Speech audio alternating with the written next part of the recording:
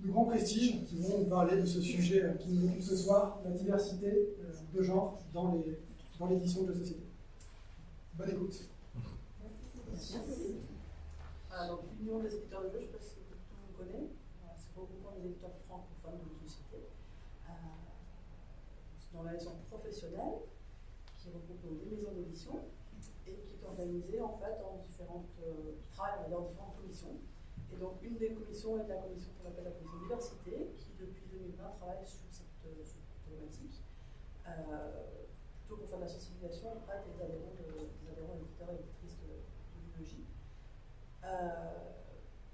Après plusieurs mois, voire années de broussaillage, on va dire, on a constaté qu'il nous fallait, pour continuer à avancer sur ce sujet, des chiffres, des datas, des données, pour avoir une base de travail, en fait, un point de départ. Et donc, on a eu besoin d'avoir quelqu'un d'extérieur à la commission et à niveau des éditeurs pour nous aider à établir cette base de données, ce travail. Donc, Darinka s'est présentée, enfin, on a fait un appel à projet. Darinka s'est présentée donc, en tant que masterante en études de genre, puisqu'on étudie évidemment toute la diversité, mais on s'est concentré pour cette première étude et pour ce premier départ sur l'étude du genre. Évidemment, on s'intéresse à toutes les autres sortes de diversité, mais on a voulu restreindre un petit peu le champ pour commencer. Et donc, Darinka est venue nous seconder, elle a passé 3 mois, elle a travaillé sur donc, les couvertures des jeux sortis en 2022 en France. Et c'est ce qu'elle va faire aujourd'hui.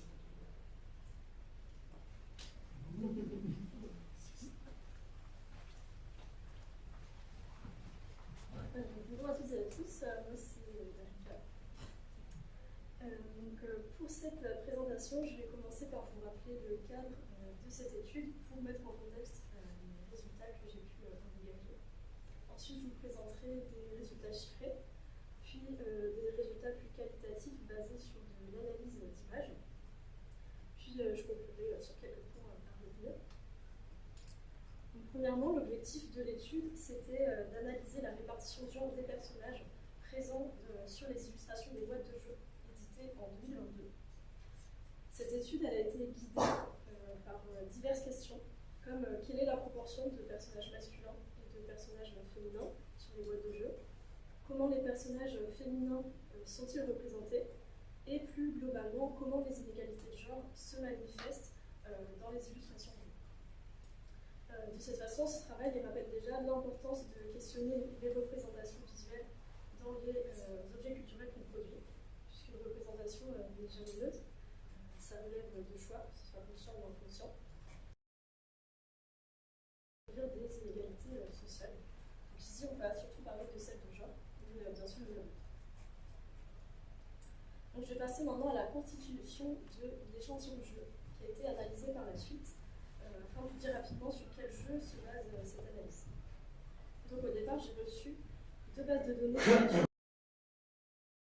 celle de MyLudo, qui est une plateforme d'inventaire de jeux de société gratuite et collaborative, et celle de Philibert, qui est un site d'achat de jeux de société.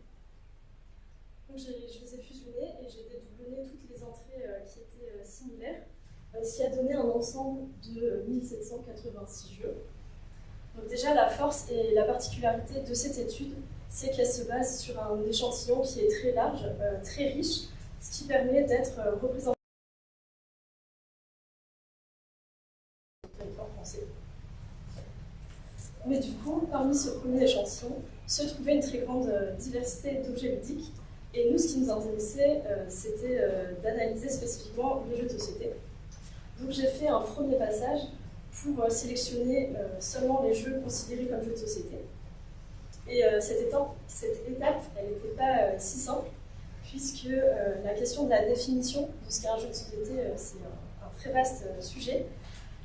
Mais globalement, on a surtout fonctionné par soustraction, en retirant les puzzles, les livres, les casse-têtes, etc., donc tous les types de jeux qui ne sont pas.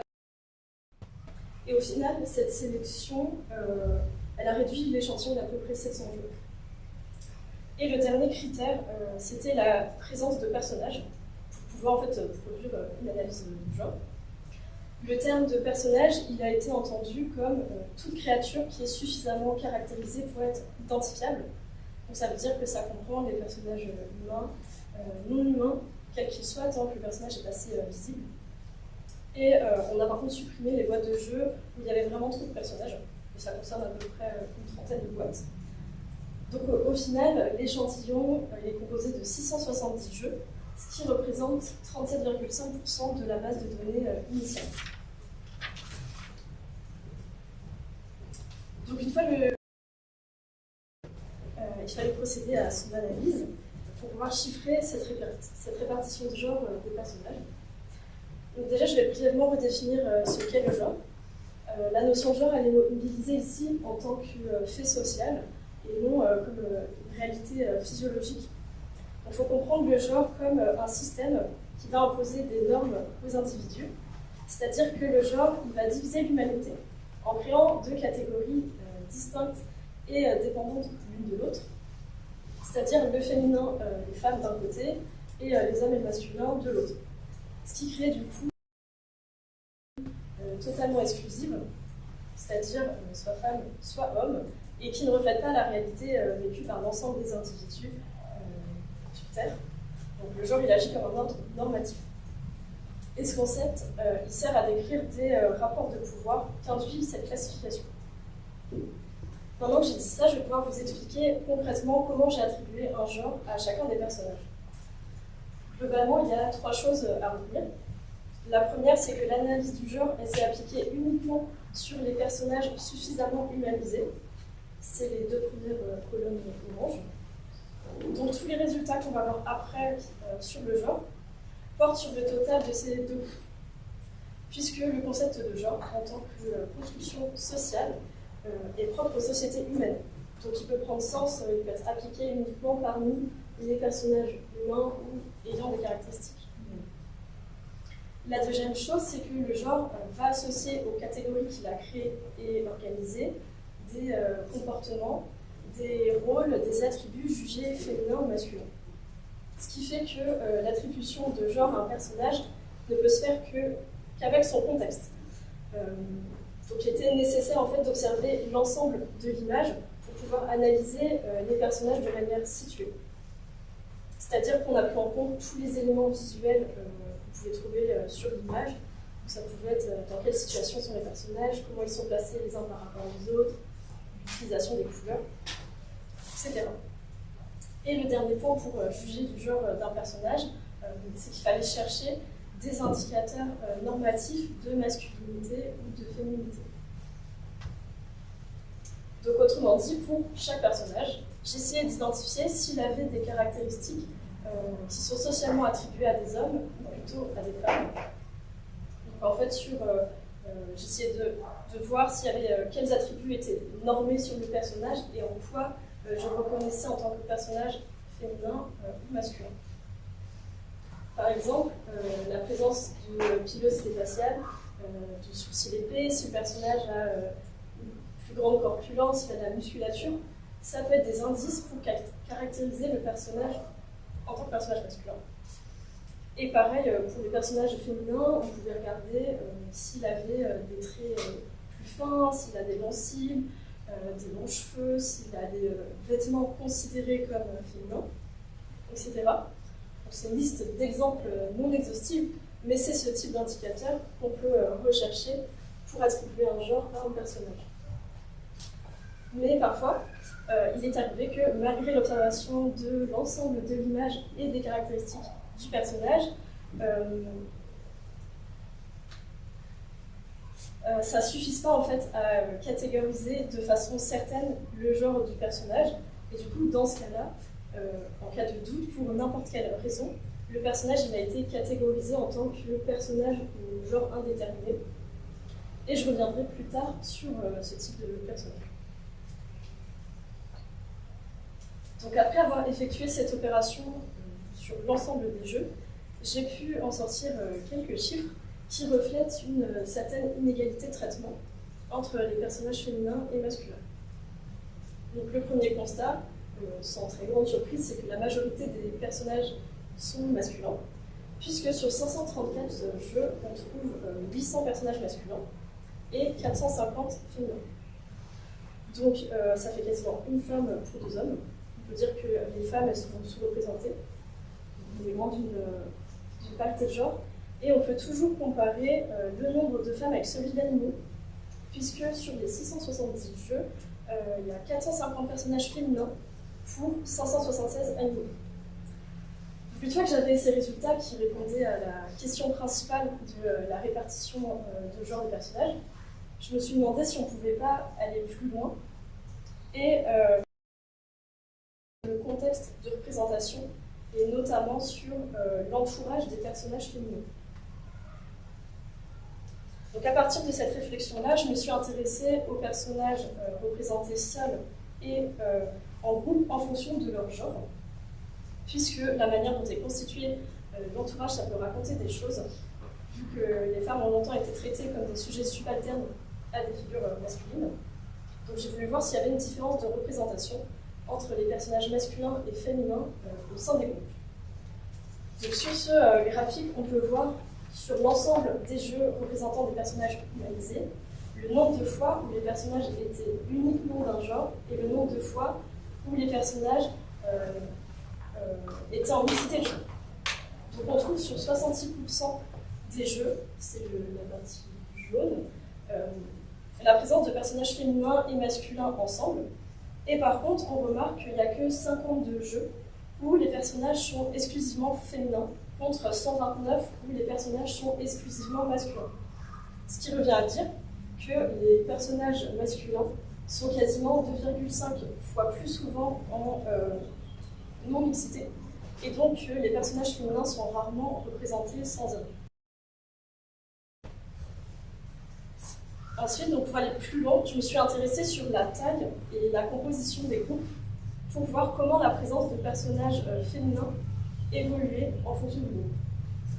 Du côté de la composition des groupes mixtes, on peut voir que plus le groupe de personnages est grand, moins il a de chances de comporter des personnages féminins.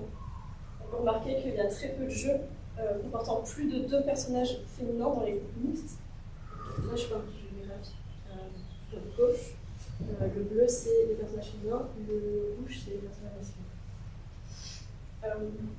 Et en fait, on va retrouver la même dynamique parmi les groupes représentant des personnages exclusivement d'un seul genre. Puisque sur les 52 jeux qui représentent que des personnages féminins, on trouve en grande majorité des femmes seules, puisque ça représente 73,5% des cas. Donc les personnages féminins, elles sont également représentées, elles sont très rarement représentées sans d'autres femmes.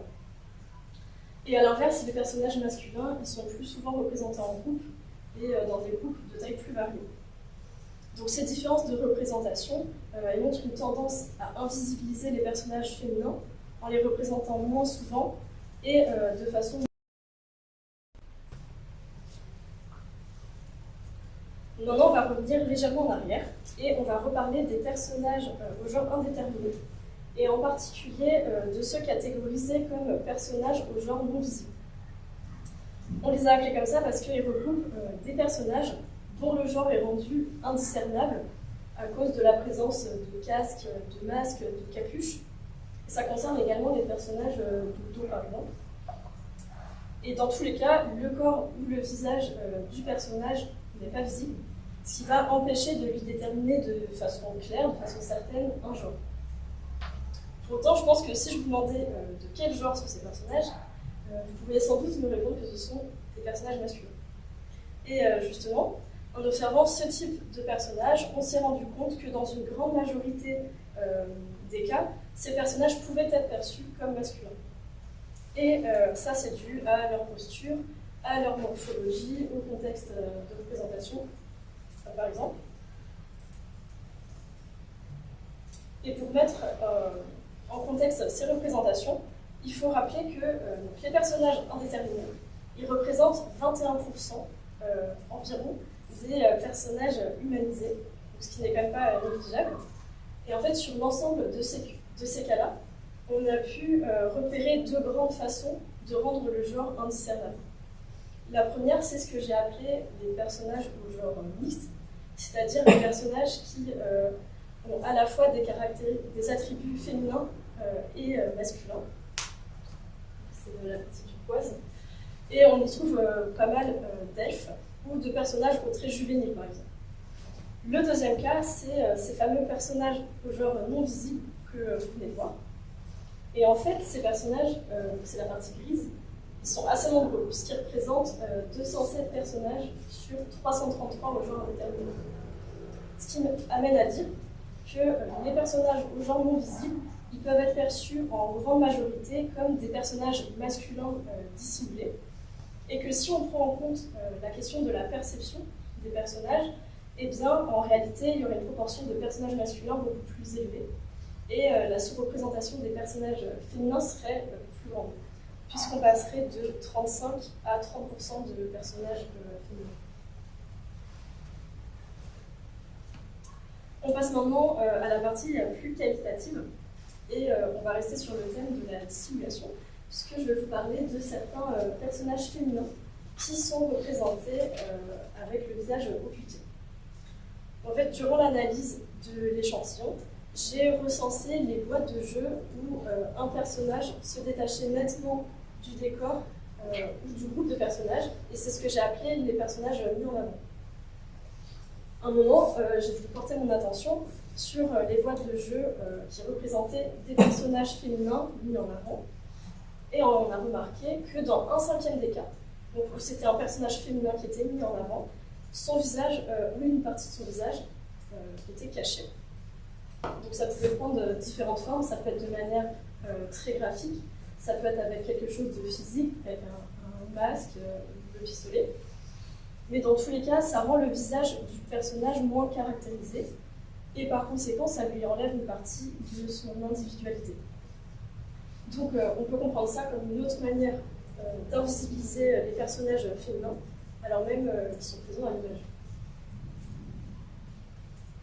Donc, dans la continuité du traitement différencié des personnages féminins, j'ai remarqué que sur la majorité des boîtes de jeu représentant un personnage féminin et masculin ensemble, en duo, eh bien, l'illustration elle mettait en scène une hiérarchie de genre. Et j'ai relevé 2 compositions types qui, visuelle, va représenter la prévalence du masculin sur le féminin et donc refléter une dissymétrie de genre. Le premier cas, c'est lorsque le personnage masculin il va prendre le pas visuellement sur le personnage féminin. C'est-à-dire qu'en utilisant différentes stratégies, il sera rendu plus remarquable. Donc ça peut passer par la différence de taille, par la perspective, par son placement dans l'image ou sa gestuelle. Et tous ces éléments, que ce soit combinés ou pas, ça permet au personnage masculin d'être plus visible. Le deuxième procédé qu'on peut observer concerne la position des corps et la question du regard.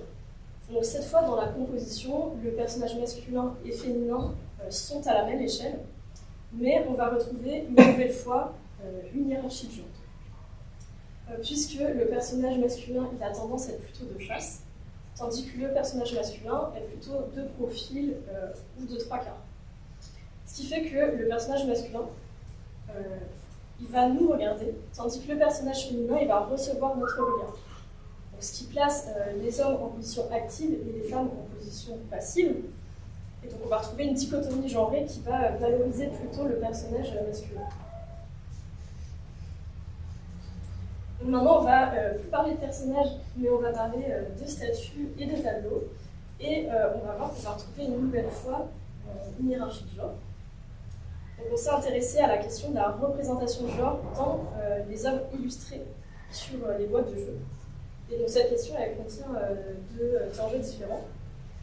Le premier, il porte sur des œuvres fictionnelles, c'est-à-dire des œuvres qui sont inventées pour le jeu et qui font partie du lore. Et du coup, leur apparence elle découle logiquement que de choix graphiques ou des choix éditoriaux.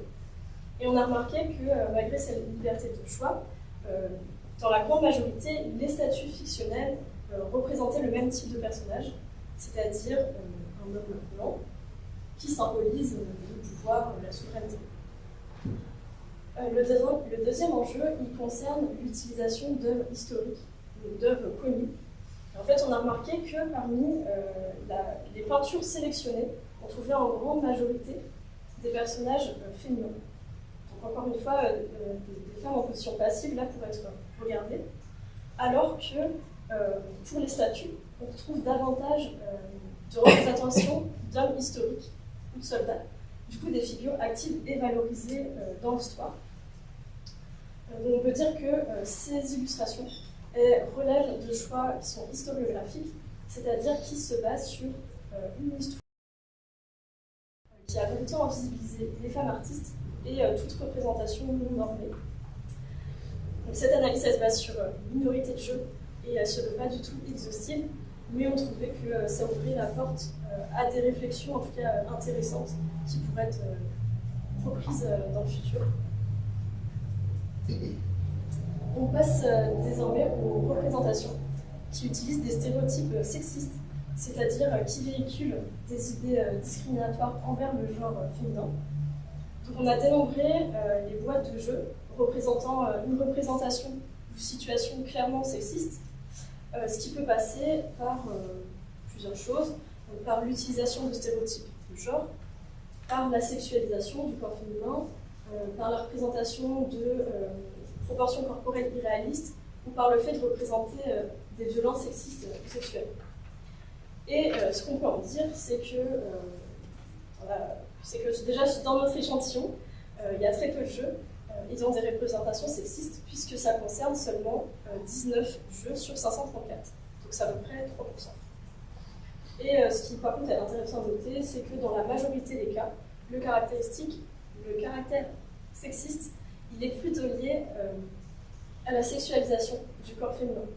C'est-à-dire lorsque le personnage féminin il est représenté de manière à accentuer ou à mettre en avant son attrait sexuel plutôt que d'autres caractéristiques de sa personne. Et ça peut se manifester à travers ses habits, sa posture, la mise en scène du personnage. Il peut aussi avoir l'idée que sa tenue ne soit pas en cohérence avec l'action réalisée. Pour finir, même si le focus de l'étude c'était sur la répartition de genre, on a voulu s'intéresser à un autre rapport de pouvoir, qui est celui de la race. Donc, comme pour le genre, la notion de race elle est mobilisée en sociologie pour parler de conditions sociales, de rapports de domination qui sont structurels, mais ne se réfèrent pas à des quelconques réalités physiologiques ou biologiques. Donc, sur notre échantillon, parmi les personnages humanisés, on a dénombré les personnages racisés, c'est-à-dire les personnages pouvant être perçus comme non blancs. Et ça mériterait beaucoup plus d'analyse, mais ce qu'on peut déjà en dire, c'est que les personnages racisés sont largement minoritaires, puisqu'ils représentent 13,6% des personnages humanisés. Et on note par contre une petite augmentation en proportion dans les extensions.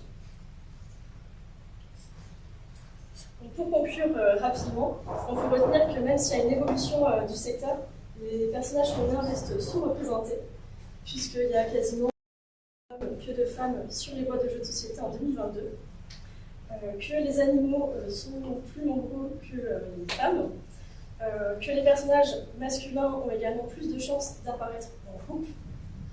Les personnages féminins, eux, sont plus souvent représentés en mixité, donc représentés avec des hommes. Les personnages féminins sont également plus occultés par rapport à un personnage masculin.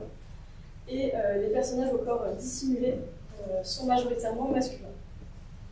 Donc en bref, on a remarqué tout un ensemble de pratiques qui participent à l'invisibilisation du genre féminin et à la valorisation du genre masculin.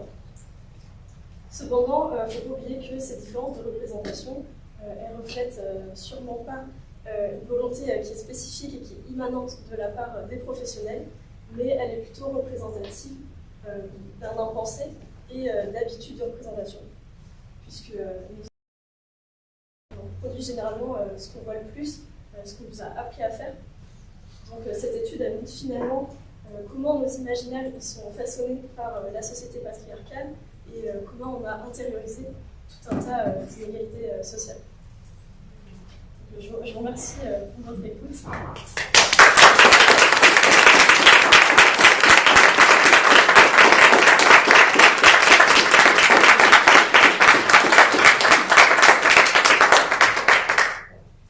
Si vous avez des questions, avant qu'on passe à la petite table ronde, adressez directement à Darinka, c'est le moment.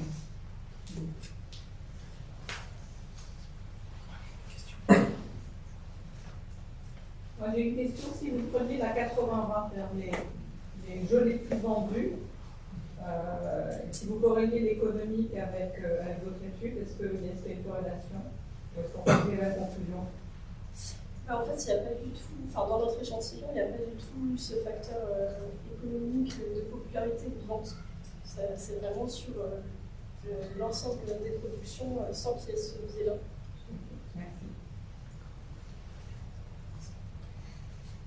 Et donc là, concrètement, les 534 boîtes de jeux, vous les avez regardées et vous avez analysées et ensuite réussi à sortir toutes ces différentes thématiques d'analyse, quoi, c'est ça? Ouais, tu as 670 et 534 oui. avec les ouais. personnages analysés. Et du coup, j'ai vu souvent. Et qu'est-ce qui aide à trouver ces différentes thématiques de est-ce qu'ils sont en groupe ou pas, on voit que le corps masculin est dans une position différente ou ça, je pense que j'avais pas de consigne très claire. Okay. Et je pense que c'est venu justement à force de voir et revoir ces images. Et à un moment, je me suis dit, ah, c'est marrant, cette structure-là, je l'ai déjà vue avant. Du coup, je me suis dit, ah, peut-être que je pourrais m'intéresser à ça. Et c'est vrai, avant, j'ai fait des études de design graphique. Peut-être que je suis plus sensible aussi à l'analyse d'image, où je vais plus facilement avoir ce regard-là. Ça, c'est avec des intuitions et à force de regarder. Et puis, si la liste a l'air intéressante, on se pose. Ok. Je suis un peu biaisé, je lance un peu une perche, mais en fait, j'imagine il y a eu d'autres études avant qui ont parlé de ce sujet-là. Il y a eu du coup il y a un comparatif qui a été fait par rapport à ça, par rapport aux précédentes études et par rapport à la réflexion à ce sujet-là. Ouais, donc c'est surtout, on a surtout comparé avec l'étude de Tania Kobuta, du coup, qui se base sur le top 100 BGG de l'année 2018, il me semble. Qu'est-ce que BGG? Qu'est-ce que BGG? C'est un site qui permet c'est pour la communauté des joueurs et des joueuses, et il y a souvent des classements qui sont faits par les utilisateurs de ce site pour savoir les meilleurs jeux dans les années, en fonction des thématiques, etc. Et je crois que c'est américain dans BGG. Tu pouvais comparer par exemple à cette étude-là, c'est un petit peu différent au niveau de la constitution justement de l'échantillon, parce que nous on n'a pas ce niveau-là de popularité. Et du coup, pour comparer les chiffres, la proportion de personnages féminins elle reste la même si on compte tous les personnages. Donc pas que les personnages humanisés, je crois que c'est 19%. Et par contre, il y a moins de personnages masculins et beaucoup plus d'animaux. Par contre, si on regarde que les personnages humanisés, on voit que dans notre échantillon, je crois, il y a 9% en plus de personnages féminins. Et la proportion de personnages masculins a baissé. Et ce fait qu'il y ait beaucoup plus d'animaux, on a essayé de trouver des explications. Et déjà, ce qu'on s'est dit, c'est que dans notre échantillon, par exemple, on a une plus grande diversité de jeux parce qu'il n'y a pas ce biais de popularité. Et en plus, sur un site de passionnés, on dit que c'était plus souvent déjà des adultes, des hommes qui vont faire ce classement, et que donc, ça va être utilisé dans les thématiques des jeux et donc dans les représentations des personnages. Et nous, dans l'échantillon, on a vraiment tout type de jeux, dont des jeux enfants. Du coup, on dit que c'est peut-être pour ça aussi qu'il y a plus d'animaux et de personnages féminins. Mais c'est vrai que c'est pas totalement comparable parce qu'au niveau de la méthodologie, de popularité, et il me semble que Tania Kobuta, elle a regardé aussi toutes les faces des boîtes de jeux, tandis que nous, on s'est intéressé que sur l'image principale, l'image de couverture. Et est-ce que, du coup, dans tout ce qui est... parce qu'il y a plusieurs tranches d'âge aussi, est-ce que les couvertures et les représentations féminines ont tendance à changer et ont tendance à être plus sexualisées sur les jeux plus âgés? Je me suis posé la question. On n'a pas eu Et c'est vraiment quelque chose pour la suite qui pourrait être intéressant. Je crois que moment j'avais demandé d'avoir dans les bases de données du coup ce critère d'âge, ce critère de mécanique et aussi les récompenses qu'a le jeu. Et voilà, dans cette idée de pouvoir comparer en fonction du type de mécanique, est-ce qu'il y a plutôt un personnage féminin, pareil pour la tranche d'âge, en fonction de la catégorie du jeu.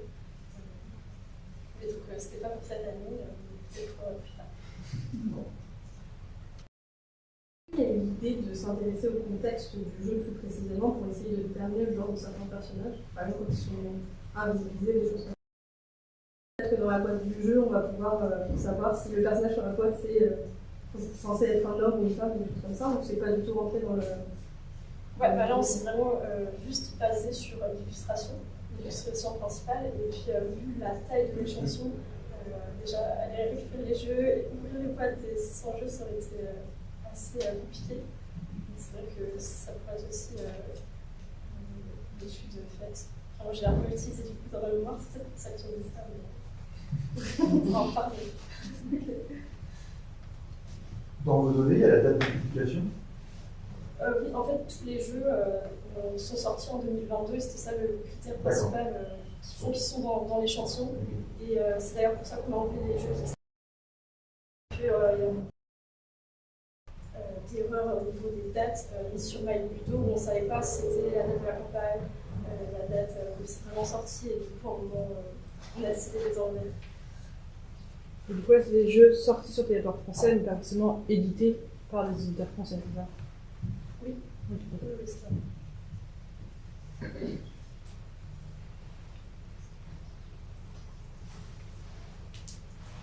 Là, pour l'étude, du coup, c'est quelque part, est-ce que c'est pas un peu ton regard aussi qui a mis en. Puisque je sais pas s'il y a quelqu'un d'autre derrière qui dit moi j'aurais dit la même chose, parce que ce tableau, quand tu l'as fait, c'est toi qui l'as dit et ça suffit à la rendre entendable par tout le monde. Bah, le côté méthodo et scientifique, c'est Mickaël Fredettal.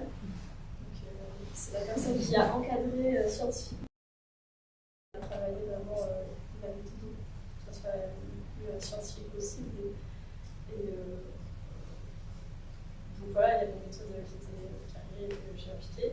Et puis même s'il y avait des erreurs, dans tous les cas, la taille de l'échantillon est tellement grande que ça permet d'être des résultats recevables. Du coup, en quoi la méthode utilisée ici, l'analyse d'image, diffère de la méthode qu'on ferait justement en montrant les images à plein de monde pour voir leur réception? En quoi l'analyse d'image est différente de la réception?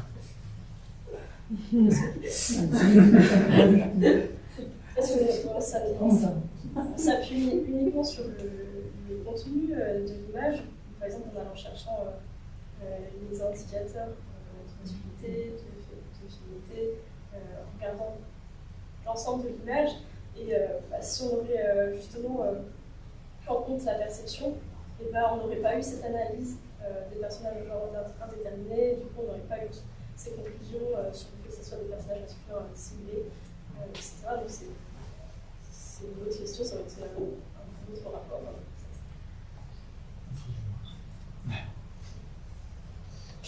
En tout cas, merci beaucoup, et je trouve que c'est très intéressant. La preuve, c'est que nous, on essaye tous d'aller plus loin, donc bien compris, le sujet est vraiment inclusif. J'ai juste une question. Vous avez fait une remarque sur la proportion de personnes restées sur les rééditions, mais il n'y en a pas été question sur la représentation genrée. Est-ce que c'est parce qu'il n'y a rien de particulier à dire, ou est-ce que... Par exemple, je pense à Paper Tales, le premier c'était le roi qu'on avait de profil, et ensuite le second c'était la reine, donc voilà. La représentation féminine est quand même arrivée après une représentation masculine. Est-ce que ça, c'est quelque chose de signifiant ou très particulier?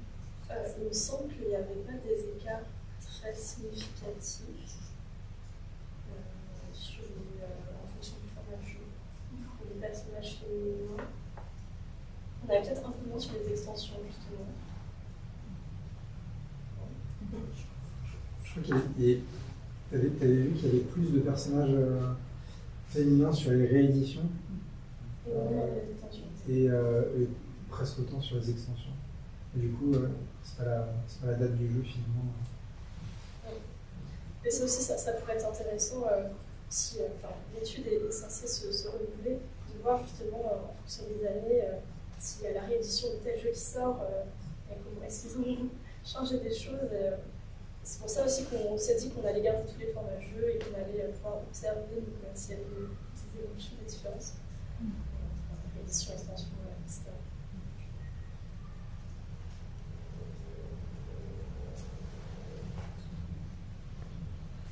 Bon, chef, merci. Merci beaucoup.